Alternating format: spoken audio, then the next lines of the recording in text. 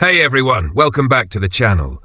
If you're new here, hit that subscribe button and ring the bell so you don't miss any of our deep dives into the wild world of global trade, politics, and economics.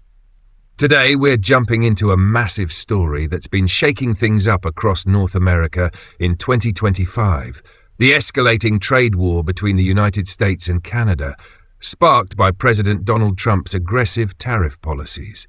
This isn't just about numbers and policies, it's about real people, real businesses, and even the 2026 World Cup. Yeah, you heard that right. A soccer tournament might feel the heat from this economic showdown, so grab a coffee, get comfy, and let's break it all down in this first part of series. Let's start at the top. At the beginning of 2025, President Donald Trump came out swinging with a bold expansion of tariffs, taxes slapped on imported goods to make them more expensive. His argument? Tariffs are a sharp tool to pressure other countries into making concessions, whether it's about trade deals, immigration, or even drugs crossing the border. He's framing it as a way to protect American jobs and industries, but as we're about to see, it's a double-edged sword that's cutting deep on both sides of the border. In February, Trump signed an executive order that hit Canadian goods with a hefty 25% tariff, with a slightly lower 10% on energy, critical minerals and potash. Why Canada? Well, Trump's pointed to issues like illegal immigration and fentanyl flowing across the northern border, calling it a national emergency. Now, I'm not here to take sides, but let's just say this move didn't exactly go over well in Ottawa. Canada's not just a neighbour. They're one of the US's biggest trading partners, with over $350 billion in goods flowing from the US to Canada every year. So, when Trump turned up the heat, Canada wasn't about to sit back and take it. Here's where things get juicy. Canada fired back, and they didn't mess around.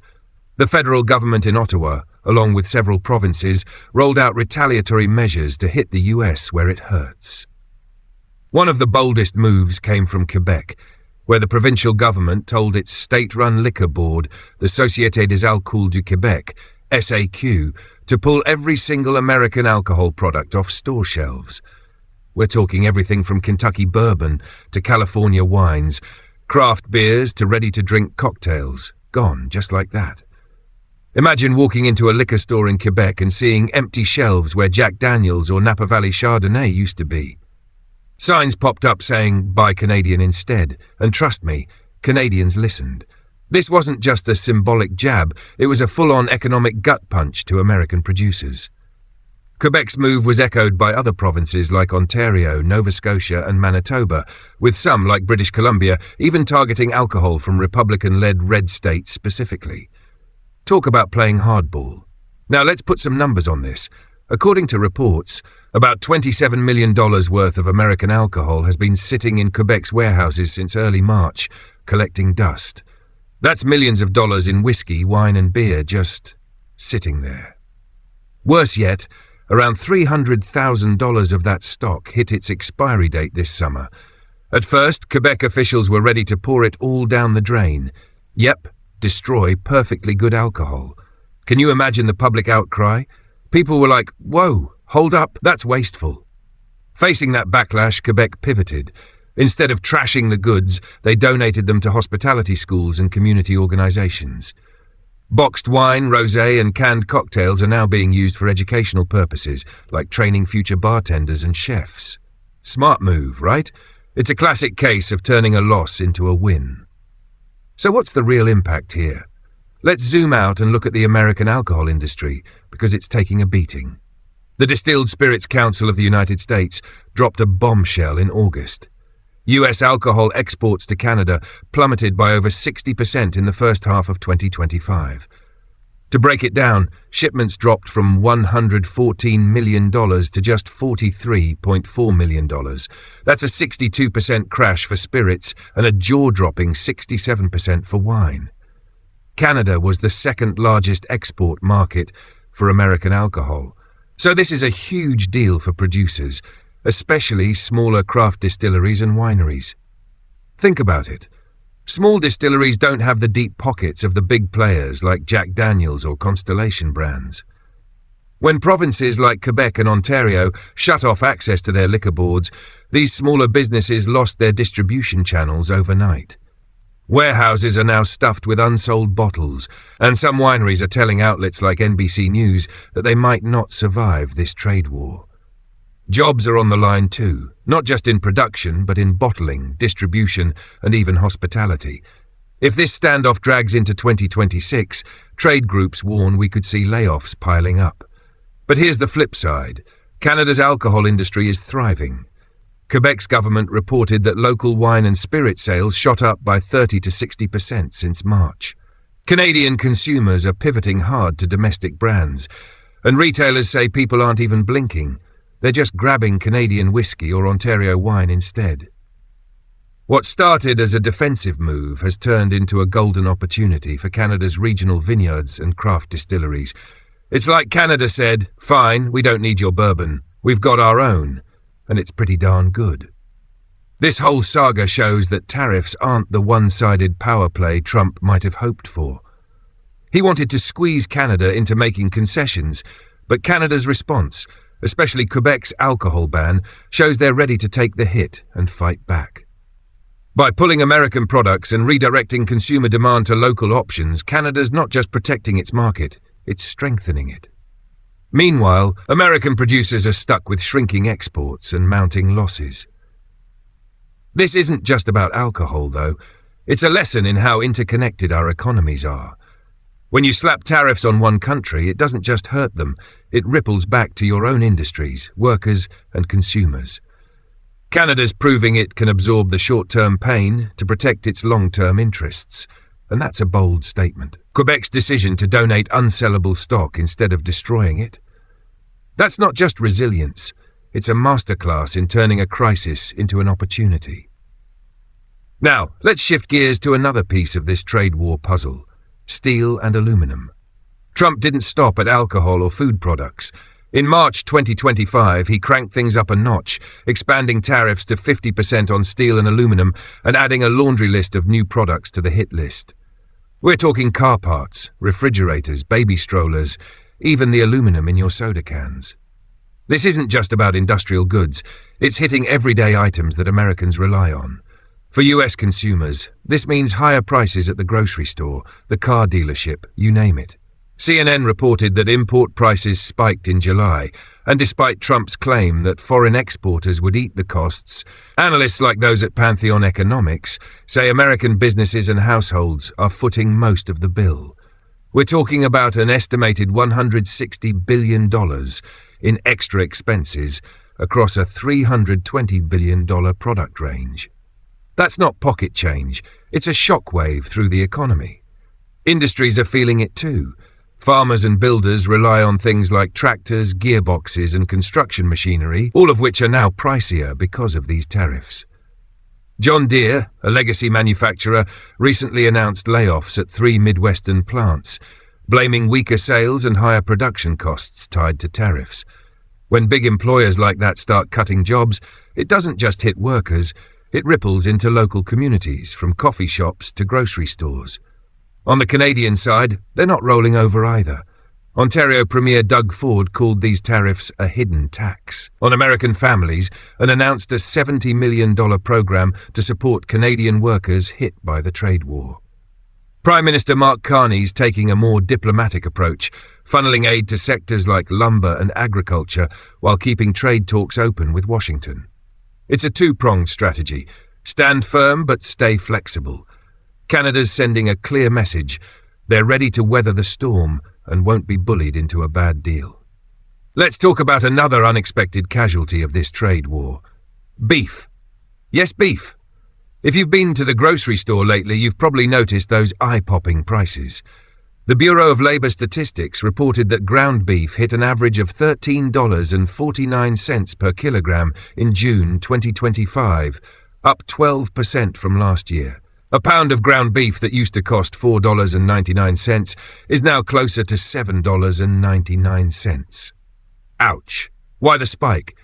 Trump slapped a 50% tariff on Brazilian beef, which used to make up 21 to 27% of US beef imports.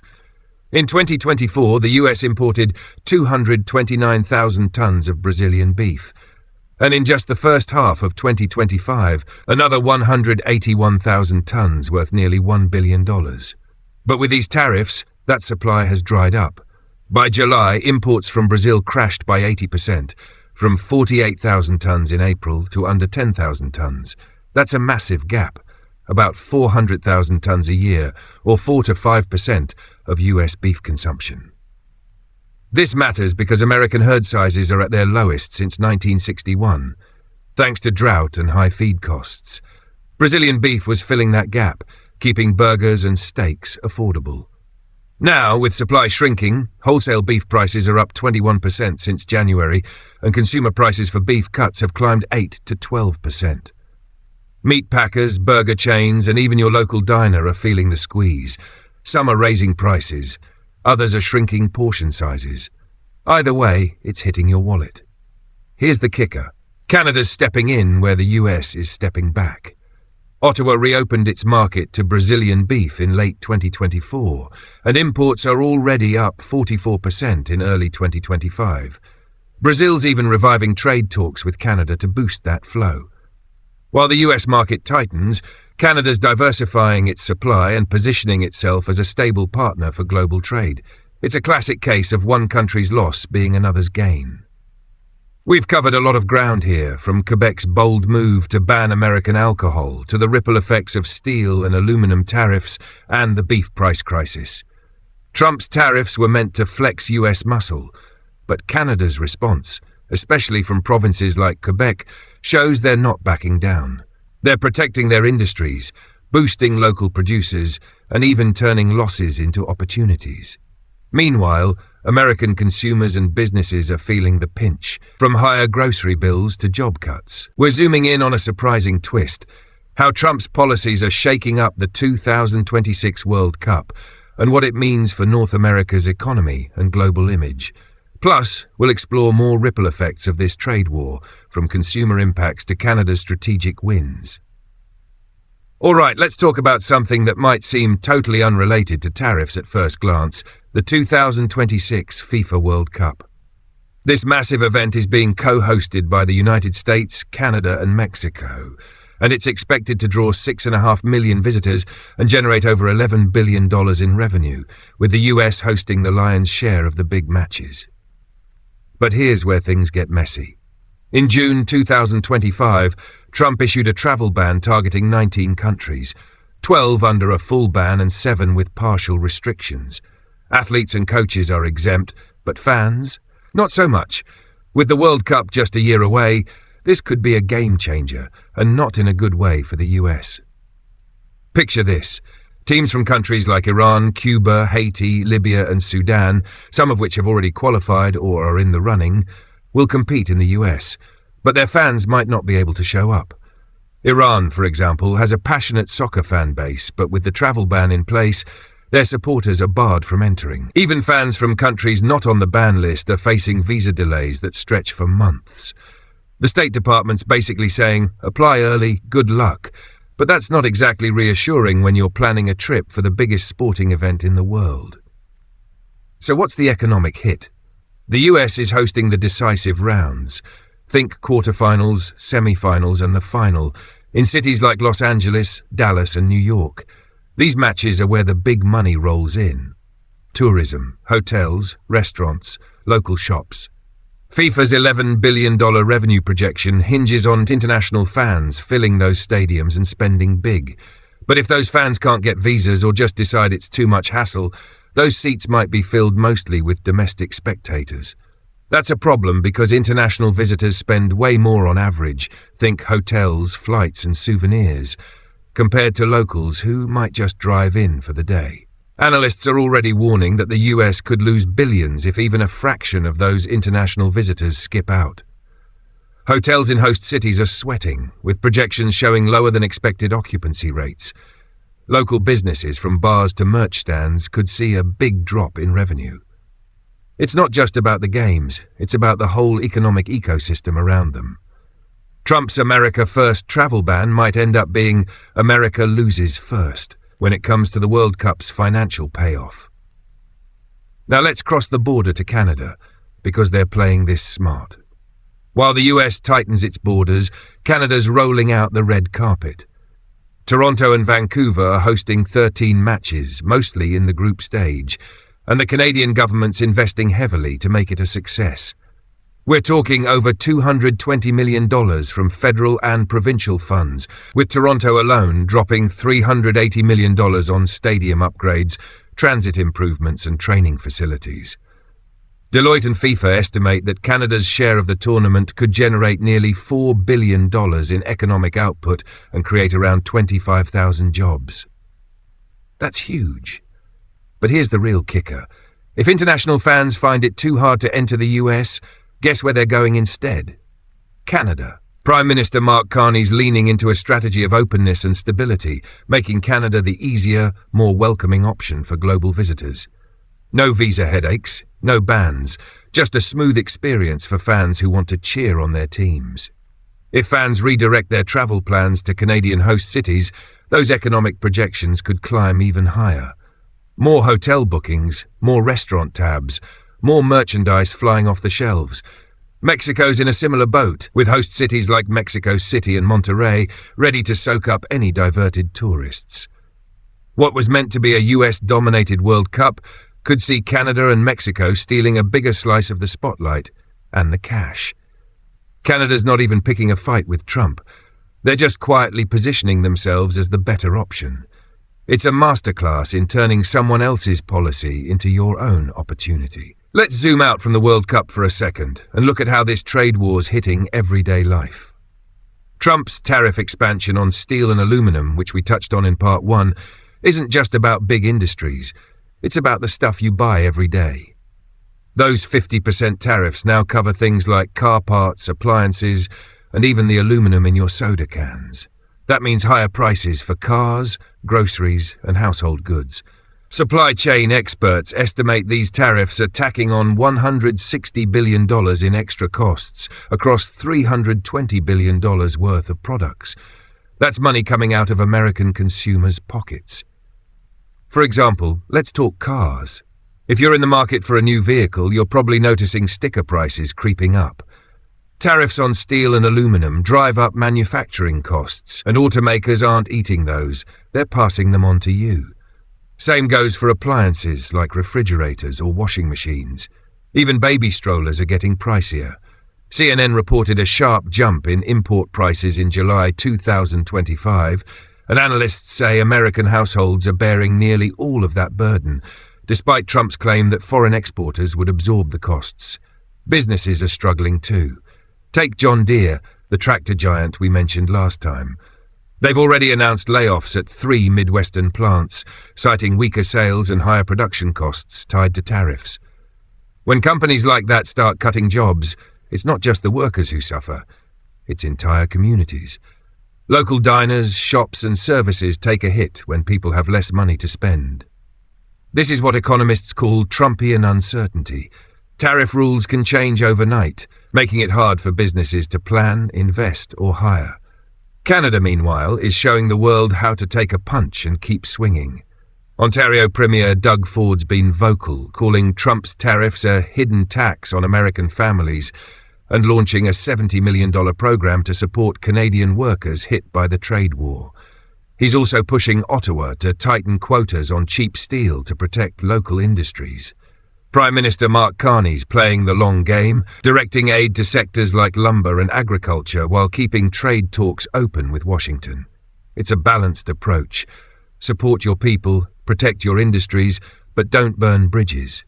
Other provinces are stepping up too. British Columbia's targeting red state alcohol, as we mentioned, while Nova Scotia and Manitoba are boosting local producers to fill the gaps left by American goods. It's not just about survival, it's about thriving. Canadian retailers report that consumers are adapting fast, switching to domestic products without much fuss. That 30 to 60% surge in local wine and spirit sales in Quebec? That's not a fluke. It's a sign that Canada's turning this trade war into a chance to grow its own industries. Let's circle back to beef, because this story's too good to ignore. We talked about how Trump's 50% tariff on Brazilian beef has driven US, Prices through the roof.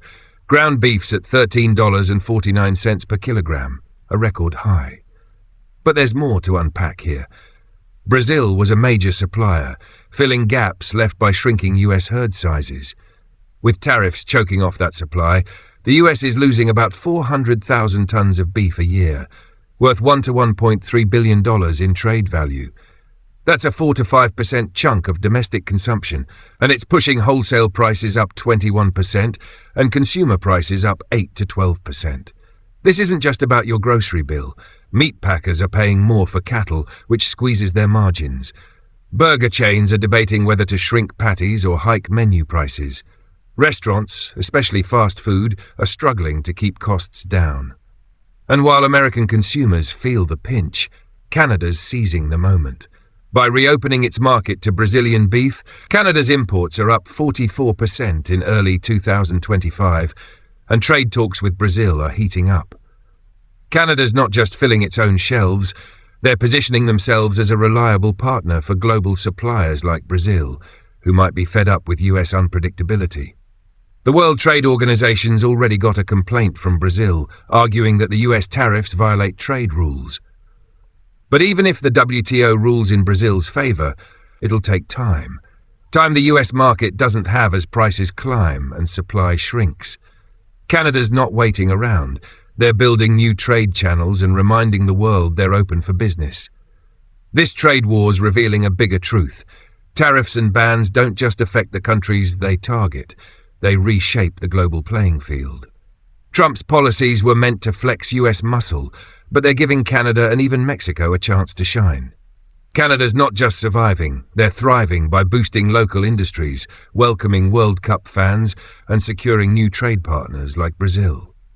The US, meanwhile, is facing higher prices, job losses, and a potential World Cup fumble.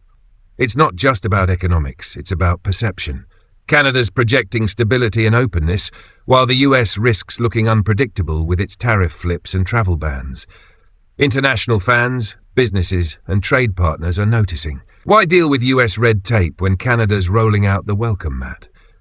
This dynamic's setting the stage for a fascinating showdown as we head toward 2026. So where does this trade war leave us? Trump's tariffs, from steel to beef to alcohol, were meant to flex US power and protect American industries. But as we've seen, they've done just as much to hurt US businesses and consumers as they have to pressure Canada. The bigger question is, what happens next? This isn't just a short-term spat, it's a shift that could redefine trade, politics, and even how the US and Canada see each other as neighbors. Let's start with the US side. American producers, especially in alcohol and beef, are hurting bad. The Distilled Spirits Council reported that US alcohol exports to Canada dropped 60% in the first half of 2025, from $114 million to just $43.4 million. That's hundreds of millions in losses for wineries, distilleries, and their workers. Smaller craft producers are on the ropes, with some telling NBC News they might not survive. Beef's no better. Those 50% tariffs on Brazilian imports have cut supply by 400,000 tons a year, driving ground beef to a record $13.49 per kilogram. That's a 12% jump from last year, hitting everyone from meat packers to burger joints to your weekly grocery run. Meanwhile, Canada's playing chess while the US seems stuck in checkers. By banning American alcohol, Quebec didn't just hit back. They boosted local sales by 30 to 60%. Canadian consumers are switching to domestic brands, and provinces like Ontario and British Columbia are doubling down on supporting local industries. Canada's also snagging new trade partners, like Brazil, whose beef imports to Canada are up 44% in 2025. This isn't just about surviving tariffs, it's about building a stronger, more independent economy. One of the biggest casualties here might be the sense of unity in North America. The US, Canada, and Mexico have been tied together by trade agreements like the USMCA, which was supposed to make North America a powerhouse. But Trump's tariffs and travel bans are straining that partnership. Canada's response, retaliatory tariffs, alcohol bans, and cozying up to Brazil, shows they're not afraid to go their own way if pushed.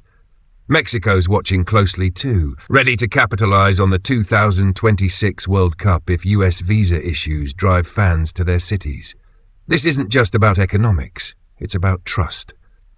When Trump slaps tariffs on Canadian goods, citing things like immigration or drugs, it sends a message that the US sees Canada as a problem, not a partner. Ontario Premier Doug Ford's called these tariffs a hidden tax on Americans, and he's not wrong. US consumers are paying the price with higher costs for cars, appliances and groceries. Prime Minister Mark Carney's taking a calmer approach, keeping trade talks open while funneling aid to Canadian workers. But the message is clear. Canada's ready to stand its ground, even if it means less reliance on the US. This could have long-term effects. If Canada keeps building trade ties with countries like Brazil or even China, which has shown interest in Canadian energy and agriculture, the US might find itself less central to North American trade. That's a big deal for a country that's used to calling the shots. And with the World Cup looming, the contrast between Canada's open-door policy and the US's travel ban could make Canada and Mexico look like the friendlier, more stable partners on the global stage. Let's talk about you, the consumer. Whether you're in the US or Canada, this trade war's hitting your wallet. In the US, those steel and aluminum tariffs are driving up prices for everything from cars to soda cans. Supply chain experts estimate an extra $160 billion in costs across $320 billion worth of products. That's why your new fridge costs more, why your car payment's higher, and why even baby strollers are pricier. Add in the beef price spike, $7.99 a pound for ground beef, and it's no wonder 90% of Americans say they're stressed about grocery bills, according to recent polls. In Canada, consumers are adapting, but it's not all smooth sailing. The shift to local alcohol and beef is great for Canadian producers, but it's meant higher prices for some imported goods. Retailers report that Canadian shoppers are quick to pivot, grabbing Ontario wine or Canadian whiskey without much fuss, but there's still a cost.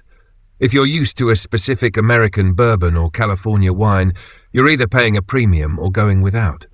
And while Canada's beef imports from Brazil are rising, any disruption in global supply chains could push prices up there too. The real pain point is inflation. In the US, CNN reported a sharp rise in import prices in July 2025, and analysts at Pantheon Economics say American households are bearing the brunt.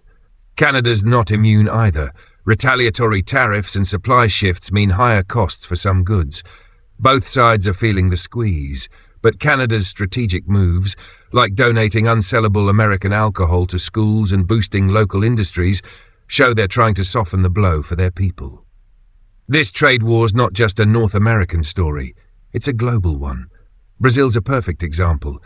The US's 50% tariff on Brazilian beef has slashed imports by 80%, costing the US market $1 to $1.3 billion a year. Brazil's not sitting idle, they're redirecting beef to Canada, where trade talks are heating up. The World Trade Organization's got a complaint from Brazil, arguing the US tariffs break trade rules, but even if they win, it'll take months or years to resolve. In the meantime, Brazil's finding new markets, and Canada's happy to step in. Then there's the 2026 World Cup. The US risks losing billions in tourism revenue if international fans can't get visas. Canada and Mexico, with their open policies, could see a surge in visitors, boosting their economies by billions. Deloitte estimates Canada's World Cup share could generate $4 billion and 25,000 jobs, and that number could climb if US restrictions push fans north. Mexico's in the same boat, with cities like Monterrey ready to welcome the overflow. Globally, this trade war's showing who's adaptable. Canada's building resilience from local alcohol sales to new trade deals. The US, meanwhile, is facing Trumpian uncertainty, a term economists use for the chaos of sudden policy shifts. Businesses can't plan when tariffs change overnight, and that's discouraging investment and hiring. Countries like Canada, Mexico, and even Brazil are stepping into the gap, proving they can thrive when the US stumbles. Let's get real for a second. This isn't just about money. It's about power and perception. Trump's tariffs and travel bans are meant to project strength, but they're making the US look unpredictable. International businesses, fans and trade partners are noticing. Why deal with US red tape when Canada's offering stability? Prime Minister Mark Carney's calm, open approach is winning points globally, while Trump's hardline stance risks alienating allies. Take the World Cup again. It's not just a soccer tournament, it's a stage for political choices. If US stadiums are half empty because of visa issues, while Toronto and Vancouver are packed with global fans, that's a visual that sticks. Canada's not yelling about it, they're just doing the work, investing in infrastructure and welcoming the world. That's a powerful contrast, and it could shape how North America's seen for years to come. As we head toward 2026, this trade war's setting up a critical test. Will the US double down on tariffs and bans, even if it means higher prices and fewer World Cup visitors? Or will cooler heads prevail, with trade talks finding a way to ease tensions? Canada's ready either way. They've shown they can take the hit, boost their industries and come out stronger.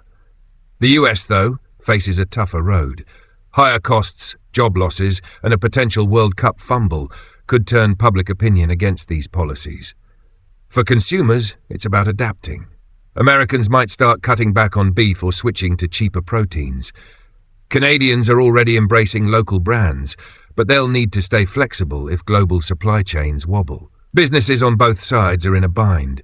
US producers need new markets, while Canadian ones are racing to scale up. The World Cup's a wild card, with Canada and Mexico poised to gain if the US can't deliver. We've come a long way in this series, from Quebec's alcohol ban to beef price spikes, World Cup drama, and the bigger picture of North American trade.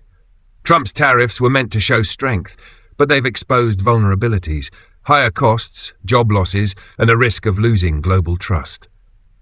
Canada, meanwhile, is turning challenges into opportunities, boosting local industries and positioning itself as a stable player.